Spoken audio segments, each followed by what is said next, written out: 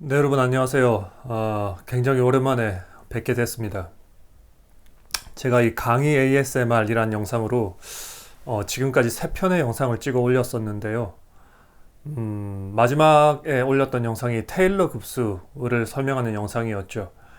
그게 언제 찍었는지 제가 지금 잘 생각이 안 날 정도로 시간이 오래됐는데 굉장히 오랜만에 이렇게 카메라를 다시 켜게 됐습니다. 사실 이 ASMR이라는 제목을 정면에 이렇게 박아놓고 하는 이 영상은 준비가 덜 된 상태라도 조금 빠르게 찍어서 올리고, 그리고 좀 자주 찍어서 올리는 그런 컨셉으로 가는 걸로 처음부터 그렇게 기획을 했었지만, 이제 뭔가 하다 보니까 점점 더 욕심이 생기게 되고, 저도 모르는 사이에 설명을 점점 더 가다듬게 되고, 말도 조금 이상하게 나오는 것 같아서 촬영을 계속해서 반복하게 되고, 이제 그런 게 이어지다 보니까 어느 순간인가 이게 가볍게 하려고 시작한 영상인데 뭔가 점점 더 무거워지는 것 같아서 일단 잠정적으로 중단을 했습니다. 제가 마지막에 테일러 급소에 대한 영상을 찍어 올리고 나서 굉장히 많은 테이크들을 찍었었습니다. 뭐 적어도 한 두세 개 정도 주제에 대해서 기획을 했었고, 그 각각의 주제에 대해서 SD카드가 지금 두 개가 꽂혀 있는데 하나마다 한 5시간 정도? 그 화질에 따라서 좀 다르긴 한데 한 4, 5시간 정도 찍을 수 있거든요. 이 두 개 슬롯이 용량이 다 찰 정도로 많이 찍은 적도 있습니다. 이제 약간 성격적으로 뭐랄까요? 좀 집착적인 성격이 있습니다. 뭔가 좀 더 잘하고 싶은. 하지만 그게 어떨 때는 굉장한 마이너스로 작용하기도 하죠. 충분히 준비가 됐는데도 불구하고 스스로 뭔가 자꾸 부족함을 느끼면서 계속 하다 보니까 결국에는 아무것도 하지 못하고 시간만 가게 되는 그런 안 좋은 결과로 돌아오기도 하는 것 같습니다. 지금도 사실 준비가 잘 안 돼 있습니다. 하지만 문득 그냥 이런 ASMR 영상을 찍고 싶다는 생각이 들어서 한번 카메라를 켜게 됐습니다. 이번 영상도 어떻게 흘러가게 될지 전혀 모르겠지만 뭐 어쨌든 한번 해보죠. 이번 영상에서는 슈레딩거 방정식을 유도해 볼 겁니다. 슈레딩거 방정식. 굉장히 큰 주제죠. 양자역학을 대표하는 수식이고, 사실 거기서부터 시작해서 양자역학의 어떤 이야기로도 넘어갈 수 있는 굉장히 큰 주제입니다. 그 다들 F 이퀄 ma라는 수식은 많이들 들어보셨을 겁니다. 뉴턴 역학이라고 부르죠. 뉴턴의 제3법칙이라고 해서 뭐죠? 2법칙이 F 이퀄 ma죠. 1법칙이 뭐죠? 관성의 법칙인가요? 3번 법칙이 작용 반작용의 법칙이고, 어쨌든 수식으로 정확하게 나타내어지는 법칙은 F 이퀄 ma. 질량 m인 물체에 F라는 힘을 가하면 그것이 힘과 가속도가 질량이라는 어떤 매개 상수를 통해서 비례한다. 그런 수식이죠. 그 간단한 한 줄의 수식이 굉장히 많은 것을 설명해 줍니다. 뭐 예를 들어 칠판이 벽에 걸려 있는데 이것이 중력을 얼마를 받고 있고 못이 이 중력을 얼마나 지탱하고 있고 뭐 그런 것부터 건축, 로켓, 비행기, 선박, 달, 포물선 운동, 모든 질량을 가진 거시적인 물체들의 거시적인 운동을 설명하는 그런 수식이죠. 그런데 이제 양자역학이라고 하는 것은 뭐 예를 들어서 사과가 떨어진다고 해보죠. 그러면 그 사과를 구성하는 원자들이 있을 겁니다. 원자의 존재를 어떻게 알게 됐는지도 굉장히 큰 스토리인데 뭐 어쨌든 원자가 있습니다. 원자들이 모여서 분자들을 이루고 그것들이 모여서 거시적인 사과라고 하는 물체를 이루죠. 하지만 그 원자들의 미시적인 결합 상태 그리고 그 존재 자체를 설명하는 데 있어서 고전역학은 근사 이론에 불과합니다. 그 고전역학의 어떤 프레임을 그대로 스케일 다운해서 들어가서 사과라고 하는 것의 모든 구성 요소들을 설명할 수 있는 것이 아니라 더 파고 들어가 보면 근본적으로 고전역학이 설명하지 못하는 그런 현상들이 나오게 됩니다. 사실 원자의 존재 자체도 고전역학으로 설명이 안 됩니다. 그래서 양자역학이 반드시 필요한데 그 양자역학을 대표하는 수식이 슈레딩거 방정식이죠. 사실 양자역학의 역사는 어떤 하나의 단일한 흐름을 타지 않았습니다. 상대성 이론은 좀 다릅니다. 상대성 이론은 아인슈타인의 원맨쇼였죠. 하지만 양자역학은 굉장히 많은 사람들이 들러붙어서 실험도 하고 여러 가지 다양한 방면의 이론을 냈습니다. 하이젠베르크는 행렬역학이라는 것을 제안했고 슈레딩거는 파동역학이라는 것을 제안했죠. 결국에 디락이라고 하는 사람이 그 둘이 같은 현상을 다르게 기술하는 것일 뿐이라는 것을 밝혀냄으로써 양자역학의 큰 통합을 이루어냈습니다.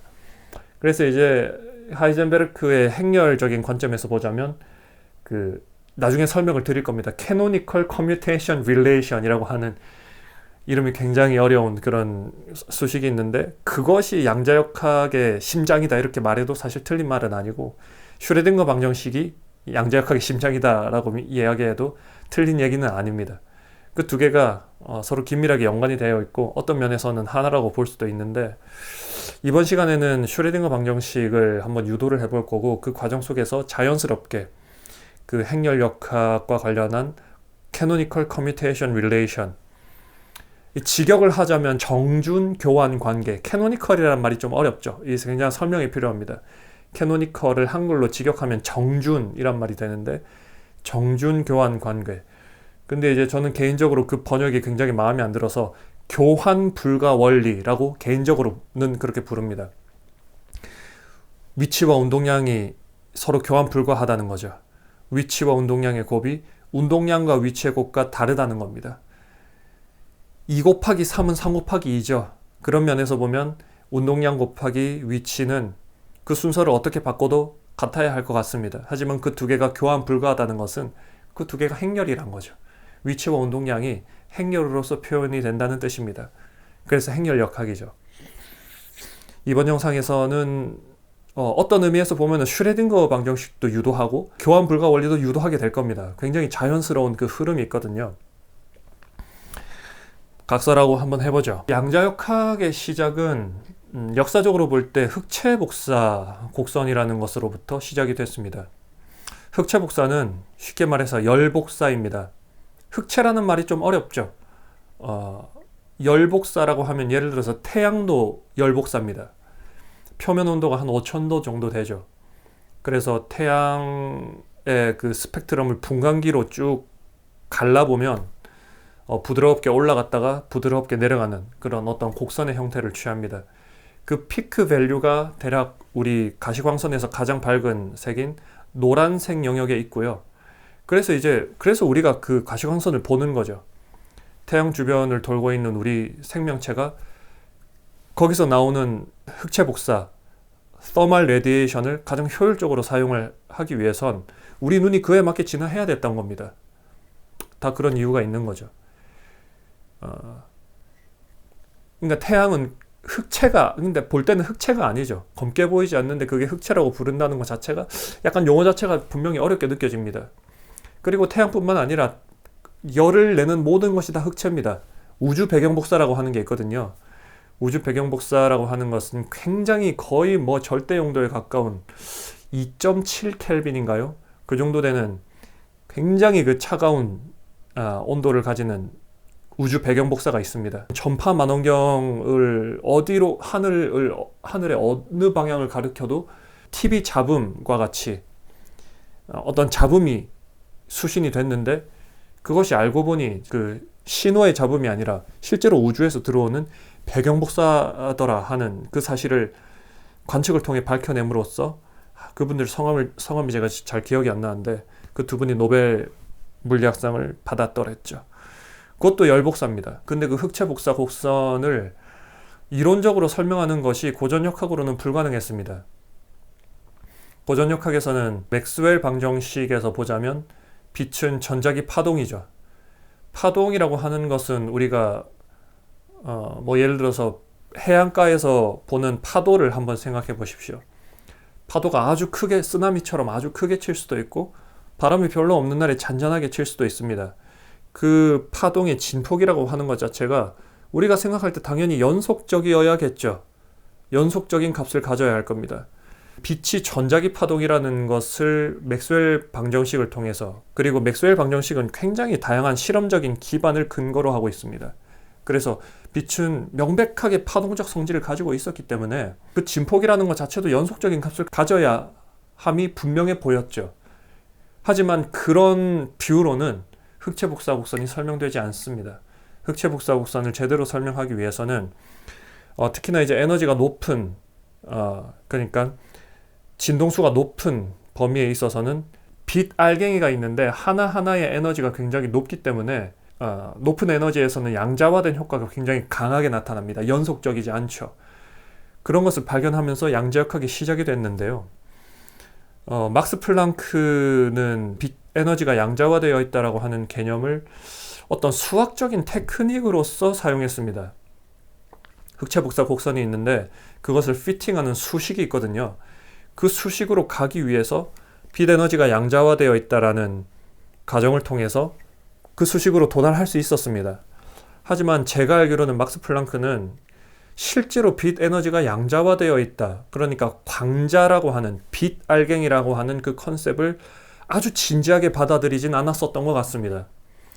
그것을 진지하게 받아들였던 사람이 아인슈타인이죠.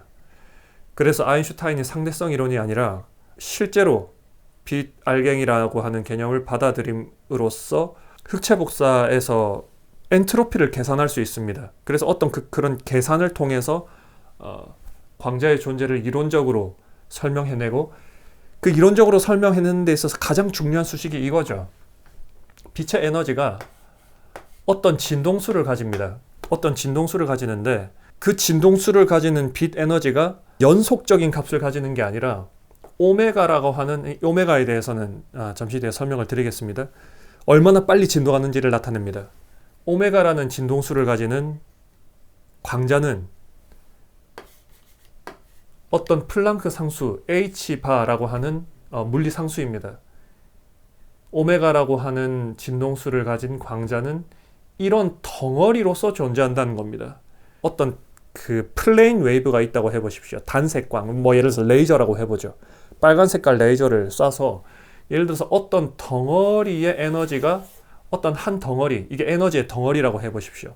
우리한테 온다고 해보죠. 이 덩어리가 확대해서 보면은 연속적이지 않다는 겁니다. 예를 들어서 물방울이라고 생각해 보십시오.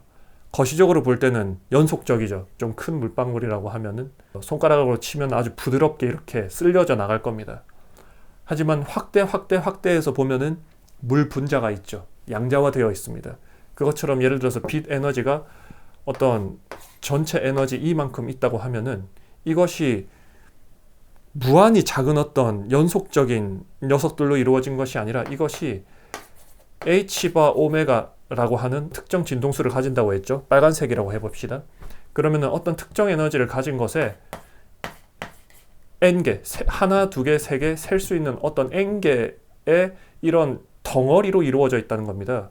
이거를 일정 부분을 확대해서 보면 뭐 이런 부분을 아주 확대해서 보면 이것들이 덩어리로 이루어져 있다는 거죠. 물 분자가 개개의 물 분자를 이렇게 셀 수 있는 것처럼 이 하나하나의 에너지가 H바 오메가라고 하는 겁니다. 그래서 이런 컨셉으로 굉장히 다양한 것을 설명할 수 있고 그리고 사실 이 컨셉을 시작으로 해서 양자역학이 시작됐습니다. 아인슈타인은 양자역학의 창시자 중 한 명이죠. 확률의 개념이 들어가면서 자신이 굉장히 기여했던 그 이론의 가장 격렬한 반대자가 되긴 했지만 어쨌든 여기로부터 양자역학이 시작이 됐습니다.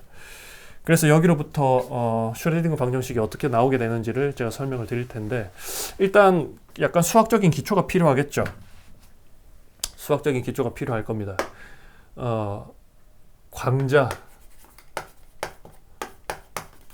포톤에 대한 수식이었고 여기서 약간 기초가 좀 필요할 것 같은데 자연과학 어디를 봐도 오일러 등식이 안 나오는 데를 찾을 수가 없습니다. 여기서도 오일러 등식이 굉장히 중요하게 사용이 될 텐데 지수 위에 허수가 들어가는 경우에 이것이 코사인과 사인의 선형결합으로 표현이 되더라. 이 앞에 1이 곱해져 있는 거죠. 실수와 헛수를 개수로 하는 리니어 익스펜전을 할 수 있다. 이런 지수 형태가 오일러 등식입니다. 혹시나 이 등식을 처음 보시거나 모르시는 분들은 대문자 DMT파크 채널에 3부작으로 설명해 놓은 영상이 있습니다. 제가 열심히 만들었으니까 어쨌든 이런 지수 위에 허수가 들어가는 이런 수학적인 형태가 사인, 코사인 웨이브, 그러니까 플레인 웨이브, 모노크로마틱 웨이브를 기술하는 가장 기본이 되는 유닛이라는 거죠. 기하학적으로 보자면 베이시스입니다. 우리가 3차원 공간에서 X축, Y축, 이쪽이 X축이에요. X축, Y축, G축 이렇게 있을 때 이 X, Y, G에 유닛 벡터가 있으면 공간상의 임의의 점을 이것들의 리니어 컨비네이션으로 표현할 수 있잖아요. 그런 것처럼 이 오일러 등식에 나오는 이런 형태가 이런 베이시스의 역할을 합니다. 이런 베이시스를 가지고 어떤 수학적인 형태를 익스펜전 하는 것을 푸리에 익스펜전이라고 부르죠. 푸리에 트랜스폼, 푸리에 시리즈 그렇게 부릅니다. 그래서 굉장히 중요한 개념이고, 그래서 오일러 등식이 이런 것이 있는데, 예를 들어서 공간상에 펼쳐져 있는 웨이브를 생각할 수도 있겠고, 어떤 하나의 공간에서 시간적으로 오실레이션 하는 게 있겠죠. 그걸 좀 따로 한번 생각을 해보겠습니다. 어떤 공간에 한 점이 있는데 이 점에 어떤 예를 들어서 electric, magnetic wave라고 해도 상관이 없겠고, 예를 들어서 음파라고 해도 상관이 없겠습니다. 공기 분자가 있는데 제 성대에서 공기 분자를 진동시키면 이게 쭉 앞쪽으로 가겠죠. 충돌 하면서 가겠죠. 그냥 파도라고 생각해도 괜찮겠습니다. 어쨌든 한 점이 있는데 뭔가 이렇게 오실레이션이 있습니다. 시간에 따라서 그 주기를 t라고 해보죠. 그러니까 제자리에 있다가 한번 올라갔다가 내려갔다가 제자리로 올 때까지 주기가 t입니다. 예를 들어서 이 파동의 주기는 어떻게 되죠? 이 파동의 주기는 2파입니다. 세타가 0에서 2파이까지 가면, 예를 들어서 실수축, 헛수축 이렇게 있을 때 세타가 0부터 2파이까지 가면 한 바퀴 돌죠. 이게 단위원입니다. 컴플렉스 플레인에 단위원을 그려놓으면 지금 이 수식에서 세타가 0부터 2파이까지 가면 이런 페이저, 위상이 여기서부터 한 바퀴 돌아서 제자리로 오죠. 그래서 이런 경우에 주기가 2파입니다. 그런데 어떤 임의의 주기를 가지는 녀석은 어떻게 나타내죠? 임의의 주기, 어떤 t라는 주기를 가지는 녀석을 좀 수학적으로 나타내고 싶습니다. 그것을 나타내는 수식이 여기 오메가라는 것이 나오는데 이렇게 됩니다. 여기서 이제 주기와 이 오메가 사이의 관계를 좀 말씀을 드려야 될 것 같은데, 지금 이런 수식에서 보자면 여기 오메가 t가 한 덩어리로 있죠. 오메가와 t가 곱해져 있습니다. 그래서 세타가 0부터 2파이까지 가면 요 녀석이 한 바퀴 돌잖아요. 그러니까 이 형태와 이 형태가 같죠. 여기서 세타가 여기서는 오메가와 t의 곱으로 곱해져 있습니다. 그러니까 이것을 한 덩어리로 본다면 오메가라고 하는 것은 상수입니다. 지금 여기서는 하나의 상수죠. 어떤 주기를 나타내는 하나로 고정이 되어 있습니다. t라고 하는 것은 시간이죠. 시간은 쭉 흐릅니다. 그래서 시간이 0부터 대문자 t까지 한 주기까지 갔을 때, 그러니까 오메가 t인데 t가 0부터 주기 t까지 갔을 때 이 녀석이 이 전체가 한 바퀴 돈다는 말은 오메가 곱하기 주기가 이것이 2파이란 말이죠. 그죠? 그러면 이 수식을 양변의 t를 나눠주면 2파이 곱하기 t분의 1 이렇게 될 텐데, 지금 여기서 t분의 1을 진동수라고 부릅니다. 보통 F라고 표현하죠. 진동수입니다. 그래서 오메가라고 하는 것은 2파이 곱하기 진동수죠. 그래서 이 오메가를 각 진동수라고 부릅니다. 그래서 시간에 따라서 모노크로마틱하게 단일 주파수, 하나의 주파수, 그러니까 빛으로 따지면은 어떤 하나의 색이죠. 예를 들어서 빨간색이라고 하면은 빨간색이 대략 한 700나노미터 정도 되나요, 파장이? 파장은 이제 공간에 대한 거니까 광속 속도라고 하는 것은 시간분의 거리죠. 그러니까 주기분의 파장입니다. 파장이 정해져 있다고 하는 것은 광속이 일정하면은 파장이 정해지면 주기가 정해지고, 주기가 정해지면 진동수가 정해지고, 진동수가 정해지면 각진동수도 정해지는 거죠. 파장이 정해지면 각진동수가 저절로 정해지는 겁니다. 그러니까 일정한 파장을 가지는 빛은 이런 형태의 에너지를 최소 단위로 가진다라고 하는 겁니다. 조금 수학적인 기초에 대해서 설명을 드렸는데, 여기서 한 가지 중요하게 더 해야 될 게 있습니다. 지금 이 수식은 시간에 대한 진동을 나타내는 거죠. 공간에 대한 진동은 어떻게 나타내죠? 이렇게 나타냅니다.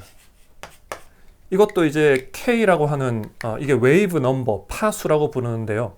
이게 한 점이 있을 때 시간상으로도 진동을 하지만 웨이브가 공간상으로도 이동을 할 수 있잖아요.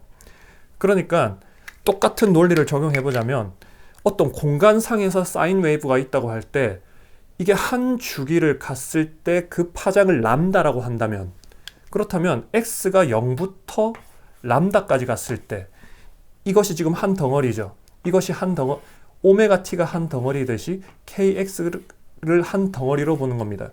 그렇다면 x가 0부터 람다까지 갔을 때 한 바퀴 돌려면 그것이 2파이가 되어야겠죠. 그래서 한 주기만큼 갔을 때 이런 관계식을 만족합니다. 그러니까 K라고 하는 것은 이런 관계를 가지는 거겠죠. 앞에 중요한 수식을 하나 지워버렸는데, 오메가라고 하는 것은 진동수이고 여기서 진동수는 주기분의 1입니다.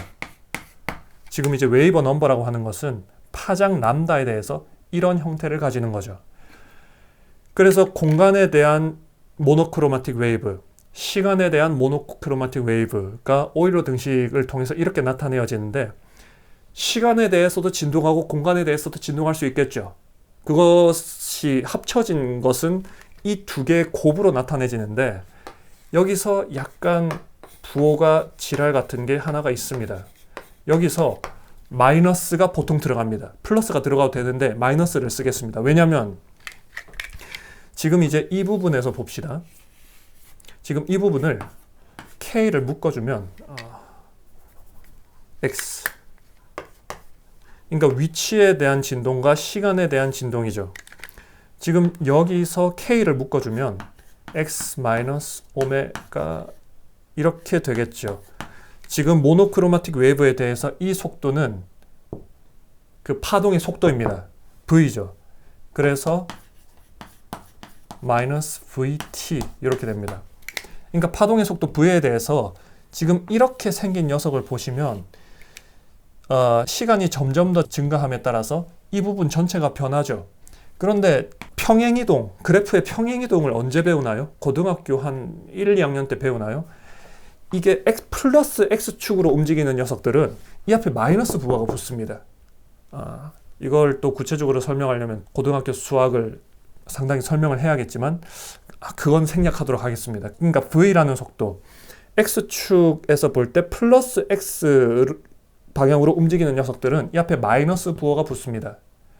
그래서 시간에 대한 플레인 웨이브와 공간에 대한 플레인 웨이브를 합칠 때 여기에 플러스 부호가 붙는 것이 아니라 마이너스 부호를 붙여줘야 이게 공간상에서 플러스 x 방향으로 속도 v로 움직이는 웨이브를 나타내는 그런 수학적인 형태가 되는 겁니다. 지금 이제 사실 이것은 광전 효과, 그러니까 광자에 대한 수식이었고, 요거 빼고 이만큼만 보면은 완전히 그냥 수학이죠. 그냥 오일러 등식 하나 설명하고 나서 그것을 시간에 대한 웨이브, 공간에 대한 웨이브에 대해서 나타내주고 그 두 개를 합쳐줬을 뿐입니다. 완전한 그냥 수학입니다.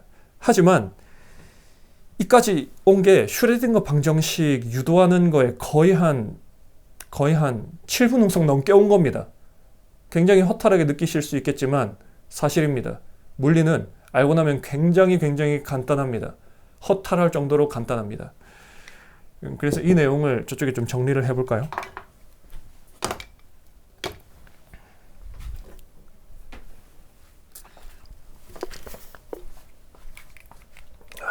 정리를 하면서 하죠. 오일러 등식,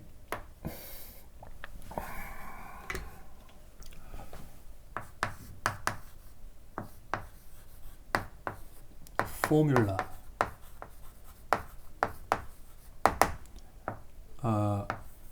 E 오버 I 세타라고 하는 것이 실수 곱하기 코사인, 허수 곱하기 사인, 모노크로마틱 웨이브를 나타내는 가장 기본적인 유닛이 지수의 허수가 올려진, 그러니까 자연상수의 허수가 지수로 들어가는 이런 형태더라라고 하는 것을 한 가지를 했고, 그 다음에 이제 플레인 웨이브를 나타내는 수학적인 형태가 이렇게 된다는 거죠. I kx 마이너스 오메가 t. 지금 이런 수학적 형태가 이게 3차원으로 가면은 x, y, g가 다 나오겠죠. 하지만 지금은 1차원만 생각하도록 하겠습니다. 공간과 시간에 대한 모노크로마틱 웨이브가 이런 형태를 가지고 있고, 여기서 K라고 하는 것은 웨이브 넘버입니다. K라고 하는 것은 파장 람다에 대해서 이런 관계를 가지고, 여기서 K는 웨이브 넘버. 이 지우기 싫은데 지금 어쩔 수 없다. K는 웨이브 넘버고, 파수. 화학에서 이거 많이 씁니다. 웨이브 넘버라고 하는 거. 분광에 나오는 거죠. 그 다음에 람다라고 하는 것은 웨이브 랭스죠. 파장입니다.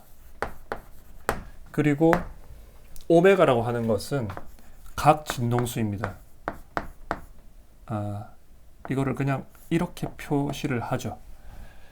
오메가라고 하는 것은 각 진동수니까 angular frequency.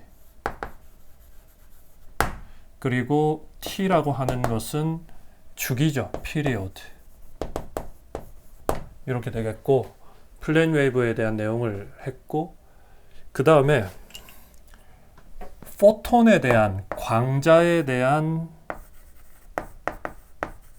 내용을 얘기를 해보자면, 어떤 각진동수 오메가를 가지는 모노크로마틱 웨이브에 대해서 빛의 에너지가 이런 단위로 양자화되어 있다라고 하는 것이죠. 오메가는 각진동수 설명을 드렸고, 여기서 H바라고 하는 것은 플랑크 상수이고, 이게 좀 헷갈릴 수 있습니다. 이게 H가 있고 H바가 있거든요. 이거 두 개를 다 그냥 플랑크 상수라고 부릅니다. 이게 좀 엄밀하게는 제가 알기로는 이거를 플랑크 상수라고 부르고, 이것을 리듀스드 플랑크 상수, 리듀스드 플랑크 컨스턴트 이렇게 부르는 걸로 알고 있는데, 이게 귀찮습니다. 왜냐면 이거를 H바라고 부르거든요. 그래서 그냥 H고 H바다라고 부르면 헷갈릴 이유가 없습니다. 그리고 이렇게 써놓은 상태에서 이거 이름을 부를 때 그냥 플랑크 컨스턴트라고 부르기 때문에 실제로 쓸 때는 이거 두 개 다 플랑크 상수라고 부르기도 합니다. 이게 지금 정확한 관계는 H바가 H를 2파이로 나눠준 거거든요. 여기 2파이가 많이 나오죠. 그래서 뭐 약간 그런 거를 조금 말씀을 드려야겠고, 이것의 정확한 값은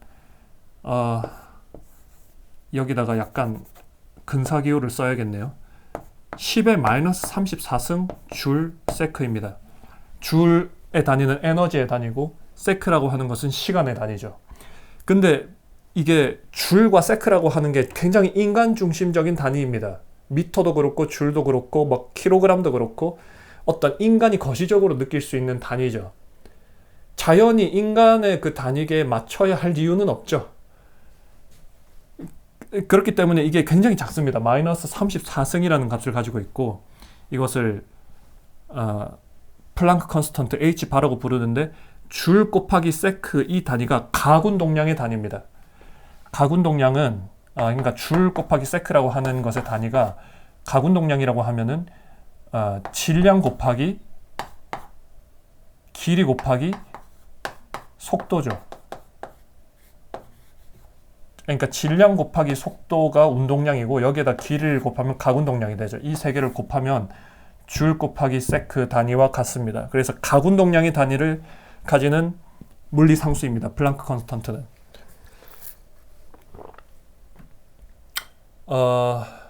이거를 그렇지.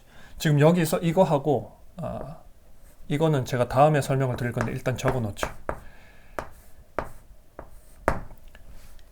광자에 대해서는 에너지와 운동량이 서로 비례합니다. 보통 단위계를 길이와 시간의 단위를 적절하게 조절해서 단위계를 바꾸면 광속을 1로 둘 수 있거든요. 그런 단위계에서는 에너지와 운동량이 같습니다. 빛에 대해서는. 이게 일반적이지 않습니다. 그러니까 질량을 가지고 광속보다 훨씬 더 느리게 움직이는 녀석들은 그 운동량이 2분의 1 mv 제곱이잖아요. 이거를 운동량으로 적어 써보면 이렇게 됩니다. 예를 들어 이런 질량을 가지는 녀석이 진공 상태에서 속도 v라는 속도로 움직이면 그 운동량과 에너지와의 관계식은 에너지가 운동량의 제곱에 비례합니다.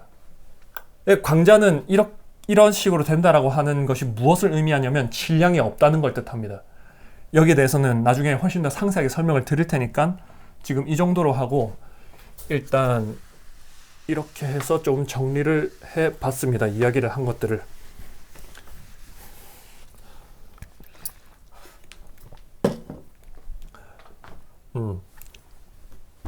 오케이. 지금 그래서 이런 것들을 살펴봤는데 슈레딩거 방정식이 여기서 어떻게 나오느냐 하면은 일단 이거를 설명드려야겠네요. 지금 광자에 대해서는 질량이 없기 때문입니다. 질량이 없다는 것과 왜 이것이 관계가 되어 있는지는 나중에 상세한 수식을 통해서 다시 설명을 드릴 텐데 에너지와 운동량이 이 속도를 비례상수로 해서 비례합니다. 이 관계식은 양자역학이 아니라 맥스웰 이퀘이션에서도 유도할 수 있습니다. 맥스웰 방정식에서 보면은 빛의 에너지와 운동량이 서로 비례하는 관계식이 나옵니다. 그건 고전역학에서 가져올 수 있는 수식이거든요. 그래서 이거는 고전역학에 이미 있었습니다. 그리고 아인슈타인이 이 식을 제안을 했죠. 노벨상을 받은 수식. 그런데 이제 이것이 어떻게 슈레딩거 방정식으로 연결이 되냐면 이렇게 한번 해보죠. 우리가 그냥 모노크로마틱 웨이브가 있다고 해봅시다.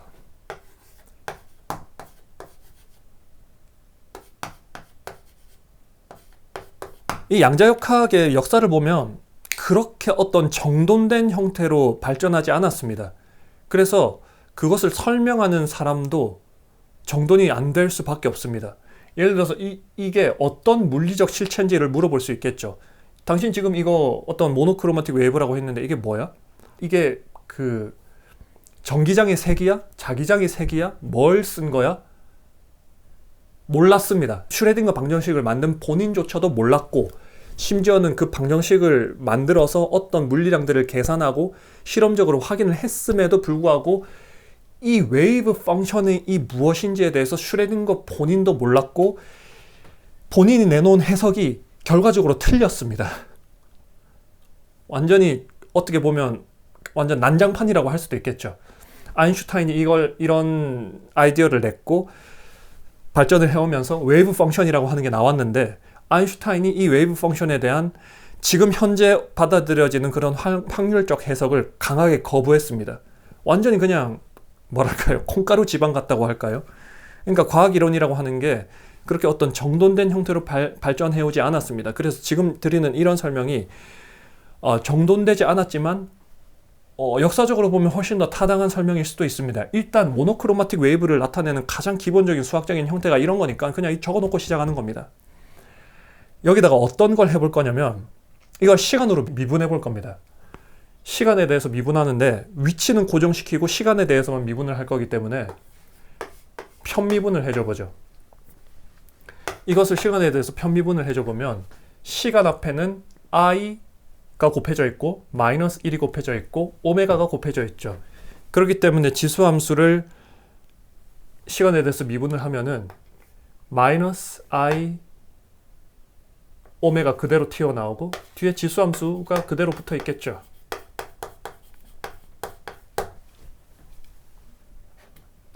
근데 앞에서 말씀드렸듯이 이 오메가를 어떻게 바꿔줄 수 있냐면 이게 빛에 대한 어떤 웨이브라고 해보십시오. 빛에 대해서는 오메가와 에너지가 비례하죠. 그러니까 이 오메가는 에너지를 h바로 나눠준 게 되겠네요. 그죠? 그리고 마이너스 i라고 하는 것은 이것은 어떻게 적어줄 수 있냐면 i 곱하기 마이너스 1이죠. 마이너스 1의 역수를 취해주겠습니다. i 곱하기 1에 마이너스 1 이렇게 들어있다고 해도 상관없죠. 그런데 마이너스 1은 i를 두 번 곱한 거죠. 여기 i가 하나 있고 밑에 i가 두 개 있으니까 하나씩 상쇄되죠. 그러니까 약간 되게 헷갈리게 적어놨네. 지금 이렇게고 i와 그러니까 분자에 들어가 있는 i와 분모에 들어가 있는 i 두 개가 있으니까 하나씩 상쇄돼서 결과적으로 이렇게 되겠죠. i 분의 1 이렇게 되겠죠. 그러면 이게 IH 바 E 곱하기 이렇게 쓰여지겠죠. 지금 가장 기본적인 모노크로마틱 웨이브를 놔둬놓고 시간에 대해서 미분을 해봤습니다. 그러면 이 식을 좀 정리를 해보면 IH 바를 양변에 곱해주겠습니다.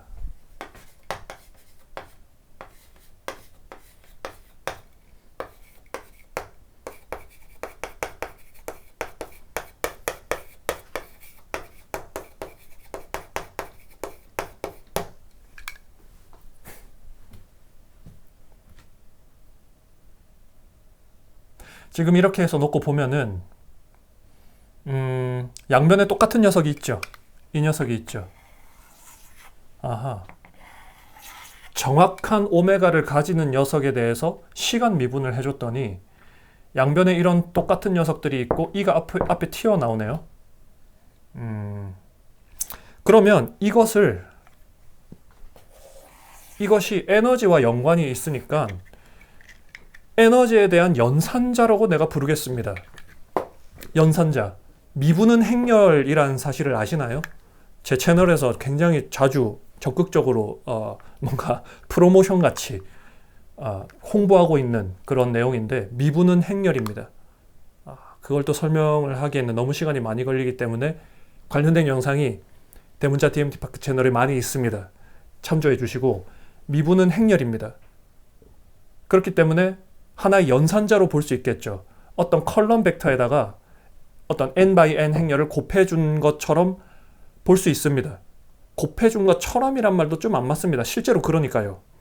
그러니까 약간 지금 뭔가 구렁이 담 넘어가듯이 도대체 이 파동이라고 하는 것이 무엇인지 이것을 뭐 연산자로 본다고? 에너지와 관련이 있다고? 그냥 형태적으로 그냥 쭉 뭐랄까요? 어떤 추상화를 그리듯이 쭉 하고 있지만 그냥 가봅시다. 실제 양자역학이 이렇게 발전했으니까요. 이것이 에너지에 대한 연산자로 제가 그냥 보겠습니다. 에너지와 연관이 있으니까. 그리고 이것이 에너지에 대한 연산자인데 이것이 또 역사적인 맥락이 있는데 무시를 해버리고 결과만 말씀드리면 H라고 제가 너무 중요한 내용이라서 분필을 부러뜨렸군요. H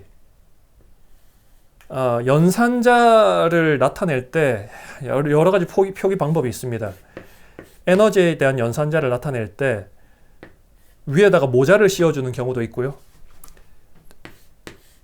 저는 이제 수학 타이핑을 할 때 모자를 씌워주기보다는 이게 대문자로 써주는 경우도 있습니다. 저는 이 후자의 경우를 더 좋아하는데 어떻게 쓸까요? 모자를 씌워줄까요? 아니면 대문자로 쓸까요? 판서에서는 이게 더 나은 것 같습니다. 이게 대문자와 소문자가 명확히 구분이 안 되기 때문에 판서에서는 햇을 씌워주죠. 이것을 에너지에 대한 연산자고 H라고 하는 문자에다가 모자를 씌워준 에너지 연산자로 보겠습니다. 그리고 이것을 일반적으로 그냥 웨이브 펑션이라고 보겠습니다. 웨이브 펑션이 뭔지는 모르겠지만 그냥 그리스 문자 프사이라고 하는 그리스 문자를 통해서 이것이 x와 t에 대한 함수죠. 그래서 이게 슈레딩거 방정식입니다. 이게 슈레딩거 방정식입니다. 결과적으로 웨이브 펑션을 이게 3차원이라고 하면 벡터가 되겠죠. 웨이브 펑션을 시간에 대해서 미분을 해줬더니 이것을 그러니까 시간에 대해서 미분을 해주는데 이 앞에 시간에 대한 미분 앞에 IH바가 붙어 있는 것을 에너지에 대한 연산자라고 해줬으니까 슈레딩거 방정식입니다. 지금 도대체 이게 뭘 하는 건지 모르시겠죠? 당연합니다. 이거 예시를 통해서 많이 설명을 해야 되고, 그리고 이 상태라고 하는 거 있잖아요. 풋사이. 이 상태라고 하는 걸 설명하는 데만 몇 시간이 듭니다. 고전역학의 상태는 굉장히 간단합니다. 이 분필이 있다고 해보십시오. 위치가 있죠.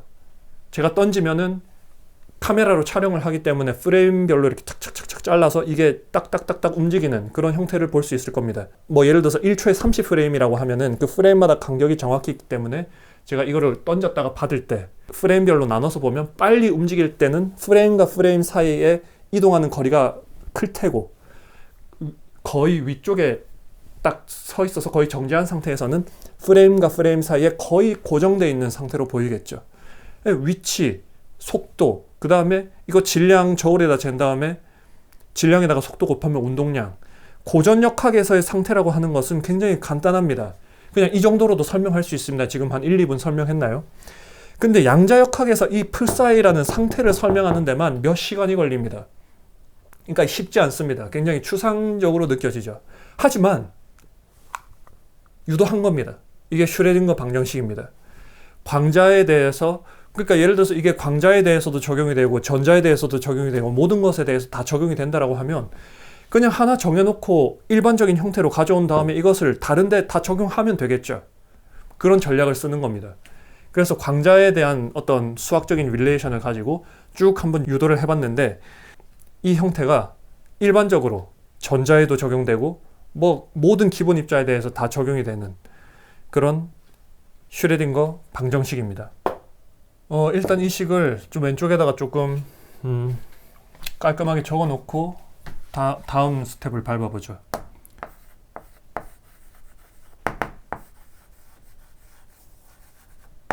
슈레딩거 방정식.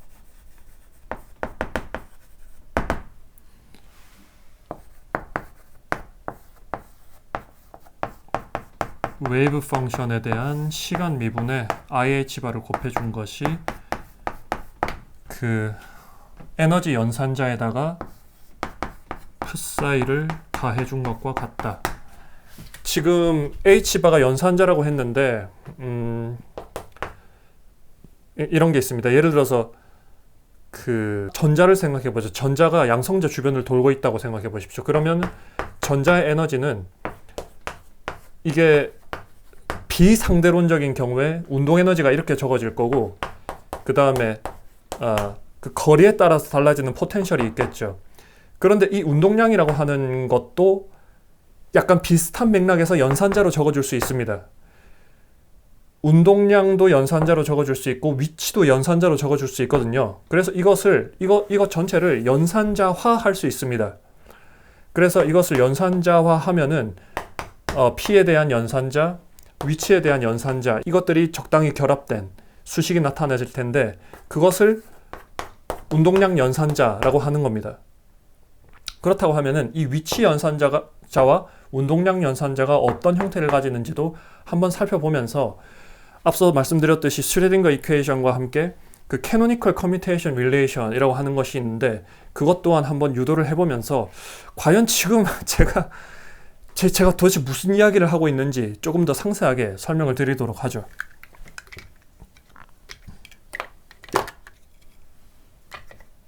너무 오른쪽에다 적었네.